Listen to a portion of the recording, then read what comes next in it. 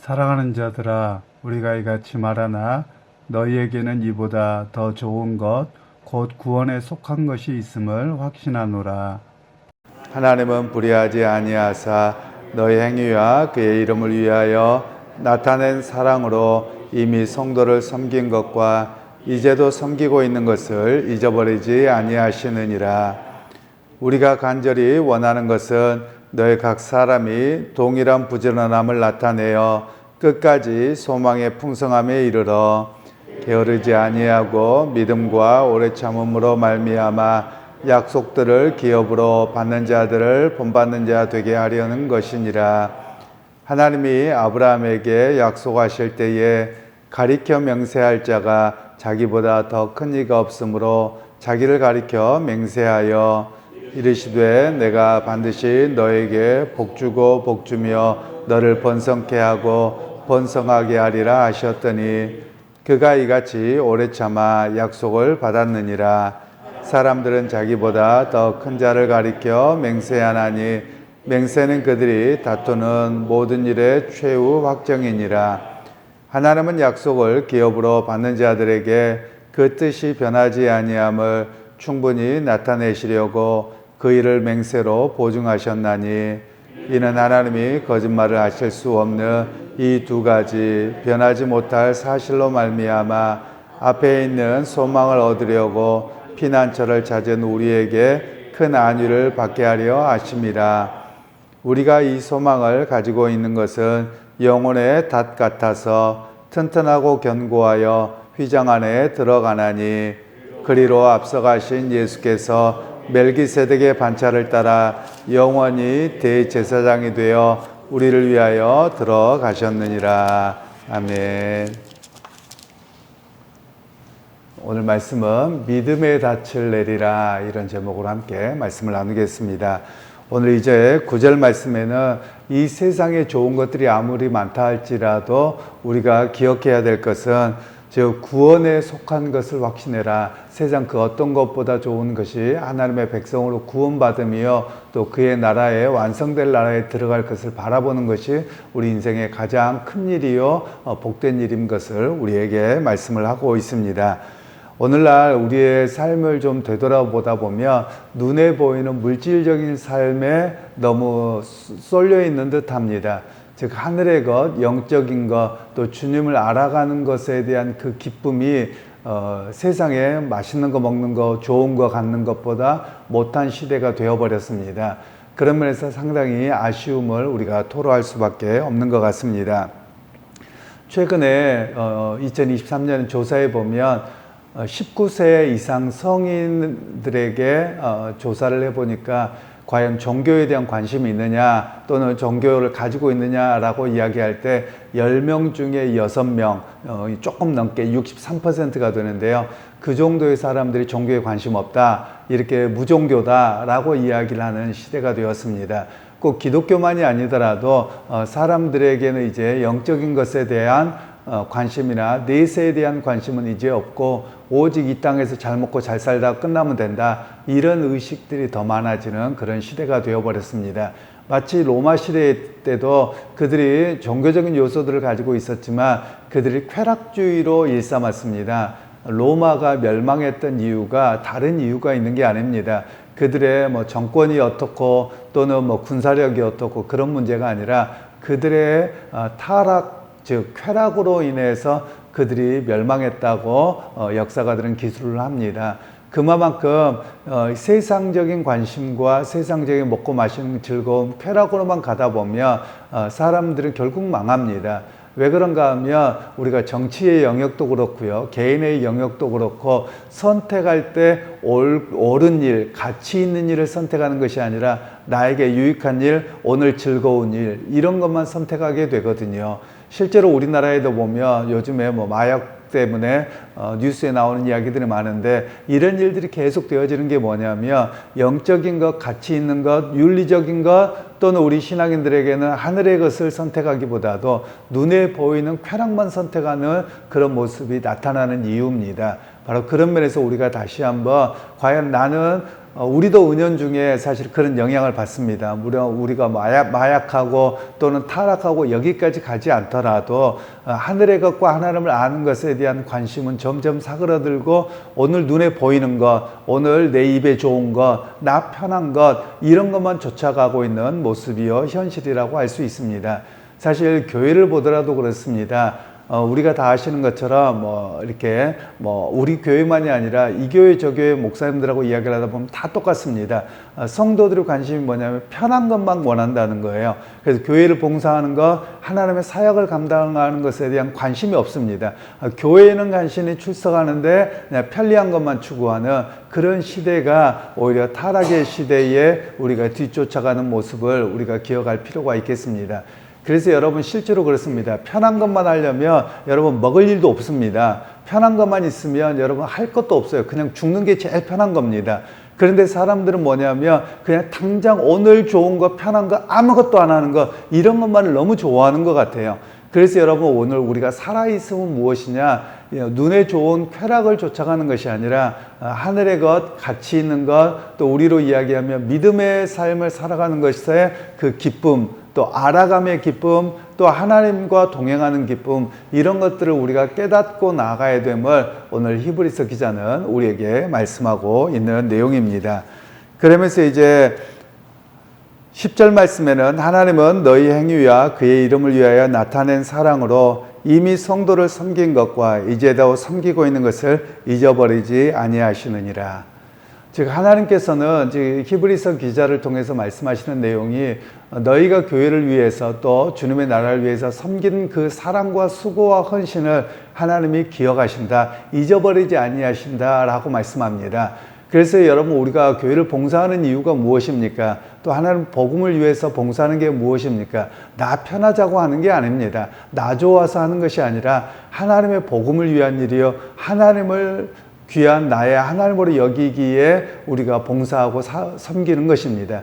그래서 우리가 바라보는 것은 이 땅에서의 편리함이라 이 땅에서의 인정받는 것이 아니라 하나님 앞에서의 인정받음이죠. 하나님께로부터 인정받음이요, 또 하나님께서 주시는 그 약속을 바라봄으로 우리가 봉사하고 섬기는 일입니다. 바로 그러하기에 하나님이 기억하시기에 오늘 또 섬기고 나아갑니다. 이런 고백이 우리의 고백이어야 함을 말씀하고 있는 내용입니다.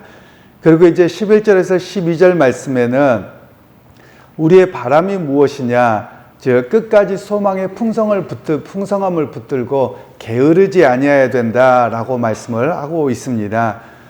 오늘 우리 시대를 보면 게으름이 대명사가 되고 있는 것 같습니다. 물론 불멍이다 물멍이다 필요합니다. 때로는 너무나도 생각들이 많고 너무나도 머리가 회전이 빨리 되어서 스트레스를 많이 받아서 잠깐 쉼의 시간은 필요합니다. 그런데 그것이 도가 넘쳐서 사람들이 게으름이 마치 좋은 것이냐 이야기되고 있는 이런 시대가 되어버렸습니다. 물론 기성세대에는 쉼이라고 하는 것을 모릅니다. 그래서 끝없이 일하기만 해서 오히려 육신을 상하게 하고 오히려 건강이나 여러 가지 문제가 되기는 합니다. 그래서 우리가 쉼이라는 것과 일함의 균형이 있어야만 합니다. 그런데 오늘 이 시대에는 일함보다도 노력하고 살아가는 그 삶의 가치보다도 오히려 게으름만이 최고인 것처럼 그렇게 여기고 살아가고 있는 그런 안타까운 시대가 되어버렸습니다. 여러분 실제로 그렇습니다. 여러분 일하는 가운데 쉼이 있을 때 그 쉼의 즐거움이 있습니다. 그런데 쉼만 계속되잖아요. 그러면 사람에게는 우울증이 올 수밖에 없고 삶에 대한 의욕이 없고 입맛도 없고 다 그렇게 되어버립니다. 그래서 일상의 삶에 있어서 적당한 일함과 쉼이 조화로워야 됨을 우리가 기억할 필요가 있겠습니다. 결국 게으름은 믿음을 후퇴하게 합니다. 게으름은 믿음뿐만이 아니라 삶의 모든 것을 무료하게 만드는 그런 일들이 되어버리고 말게 됩니다. 그래서 오늘 13절에서 15절 말씀은 이제 아브라함에게 약속하셨던 이야기를 합니다. 내가 반드시 너에게 복주고 복주며 너를 번성하고 번성하게 하리라. 이 약속을 아브라함이 어떻게 받았느냐? 오래 참음으로 받았다라고 말씀을 합니다. 그러면 아브라함이 번성하게 하시는 약속을 정말 얼마나 받았느냐? 없어요. 그가 25년이 지난 이후에야 비로소 이삭 하나를 얻습니다. 그리고 자기가 땅이라고 해봤자 막벨라 굴에 자기 아내 사라를 거기에 매장지로 삼기 위해서 산 것, 그게 전부입니다. 그런데 오늘 성경에서는 그가 오래 참음으로 이것을 얻었다라는 말씀은 바로 이삭과 또 막벨라 굴에 대한 이야기가 아니라 오늘 하나님의 백성으로 부름받은 우리들에 대한 이야기를 합니다. 즉 그가 믿음으로 끝까지 하나님의 약속을 따라 걸어갔더니 그 땅을 보았고, 그리고 이삭을 보았던 것처럼 우리도 오래 참음으로 하나님의 약속과 은혜를 붙들고 나아갈 때 그것을 경험하게 되고 맛보게 됩니다. 이런 이야기를 우리에게 말씀하고 있는 것이지요. 여러분, 이 땅에서는 우리가 살아가는 날 동안은 하나님 나라가 완성되지 못할 것입니다. 주님이 재림하셔야지 완성되거든요. 그리고 우리가 이 땅에서 살아가더라도 하나님 나라 완성되지는 않았지만 우리가 잘 아는 천국에 갈 수 있는 것을 바라보는 것입니다. 그리고 믿음을 끝까지 인내함으로 나가야만 합니다. 그런데 오늘 히브리서 기자가 말씀하고 있는 당시의 상황은 배교자들이 생기는 겁니다. 교회를 떠나는 일이 생깁니다. 왜냐하면 핍박 때문이기도 하고요, 경제 문제 때문이기도 합니다. 그리고 게으름의 문제이기도 하고 믿음의 확신이 없어서이기도 합니다. 오늘 우리 시대도 동일합니다. 아니, 더할지도 모르겠습니다. 여러분, 우리가 사단의 역사를 좀 잘 기억할 필요가 있겠습니다. 여러분 보고 신앙생활 잘하라고, 그냥 게을러도 신앙생활 잘하고 믿음 좋아진다?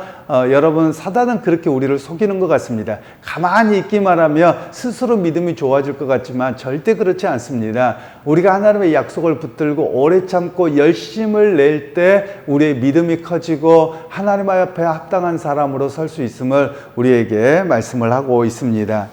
그리고 이제 16절에서 18절 말씀에는 하나님이 맹세로 보증하신 피난처를 찾는 우리로 하여금 큰 안위를 얻게 하려 하심이라 라고 말씀을 합니다. 여기서 안위라는 말은 그냥 쉬는 것을 말하는 것은 아니고요, 영어로는 encouragement라고 해서 격려함, 용기를 줌, 이런 뜻을 이야기를 합니다. 즉 하나님의 말씀을 좇아서 우리에게 소망을 갖게 하는 것은 무엇이냐? 우리가 이 세상을 살아갈 때 두려워하지 아니하고 또 세상에 빠져들지 아니하고 하나님의 백성으로 믿음의 사람으로 더욱더 용기 있게 나아가도록 우리에게 말씀하고 있는 내용들입니다. 그런 면에서 우리가 해야 될 일이 있습니다. 그것은 믿음의 격려자들이 되어야 된다라고 말할 수 있습니다. 즉 누가 게으르고 신앙생활에 대해서 그냥 거기에서 만족하려고 할 때 그렇게 하면 야단치라는 말씀이 아니지요. 우리가 그렇게 하는 것보다도 하나님을 알아가는 것, 믿음 생활하는 것 더 굳건하게 붙들어야 돼 라고 격려자가 돼야 됨을 우리에게 말씀을 하고 있는 것이지요. 여러분 각자 스스로에게도 마찬가지입니다. 여러분이 과거보다 믿음이 더 퇴행했다며, 그리고 그 뜨거운 열정이 없다면 스스로를 독려하셔야 됩니다. 그리고 우리 주변의 교인들에게도 독려해야만 합니다. 사실 저도 이렇게 한국에 돌아와서 목회를 하면서 한국 교회를 과거 10여 년 전과 비교해 보면 많이 게을러졌습니다. 그리고 신앙에 뜨거움이 없습니다. 그리고 모두들 이야기를 하다 보면 이래저래 핑계만 대고 있지 열심히 하려고 하지 않습니다. 믿음 생활 자체가 그래서 문제입니다. 여러분, 정말 우리가 스스로의 믿음을 독려해야 됩니다. 그렇지 아니하면 사람은 게으름밖에 없고 그 게으름은 결국 주님을 떠나가게 되는 멸망의 길로 걸어갈 수밖에 없습니다. 거기에 우리가 속지 아니하도록 오늘 우리가 믿음의 격려자가 되어야 됨을 말씀하고 있습니다. 그리고 이제 19절로 20절 말씀에는 우리가 소망을 갖고 있는 것은 영혼의 닷 같아서 튼튼하고 견고하여 휘장 안에 들어가나니 그리로 앞서가신 예수께서 멜기세덱의 반차를 따라 영원히 대제사장이 되어 우리를 위하여 들어가셨느니라. 즉 하나님 나라의 소망이 무엇이냐? 영혼의 닷 같다라고 말씀합니다. 여러분, 닷이 무엇입니까? 우리에게 이렇게 배를 타고 가면 돛과 닷이 있죠. 우리가 닷이라고 하는 것은 이렇게 밑에 정박하기 위해서 내려놓는 것이지요. 그래서 우리가 바다에서 보면 배가 서 있을 때 계속 흔들립니다. 그냥 가만히 있어 버리면 그냥 흔들려서 어디로 가버립니다. 밀려가 버릴 것입니다. 그런데 소망의 닻을 내리라 라는 말씀은 결국 우리가 가만히 있으면 세상 풍조에 휩쓸려 갑니다. 여러분 실제로 우리의 면면의 모습을 그렇습니다. 그래서 하나님 나라의 소망을 갖고 믿음의 닻을 굳건히 내려야지 비록 흔들릴 때는 있더라 할지라도 휩쓸려 가지는 않습니다. 바로 그런 이야기를 우리에게 말씀하고 있죠. 우리 각자를 한번 점검하셔야 됩니다. 많은 사람들과 대화를 나누고 세상 사람만이 아니라 우리 크리스천들도 너무 세속적이 되어버렸습니다. 결정하는 것, 행동하는 모든 것들을 보면 얼마나 세속적이 되었는데도 불구하고 나는 스스로 믿음 생활 잘한다고 착각하고 있습니다. 그런 면에서 우리가 믿음의 닻을, 소망의 닻을 제대로 내리지 못한 결과 세속의 물결에 휩쓸리고 있는 우리의 모습들이 보이더라라는 것입니다. 그래서 여러분 오늘 기억하실 수 있기를 소원합니다. 우리 각자가 내가 믿음의 뿌리를 제대로 내리고 있는가, 믿음의 닻, 소망의 닻을 제대로 내리고서 세속의 물결에 휩쓸리지 않냐고 서 있는가, 우리를 점검하실 필요가 있겠습니다.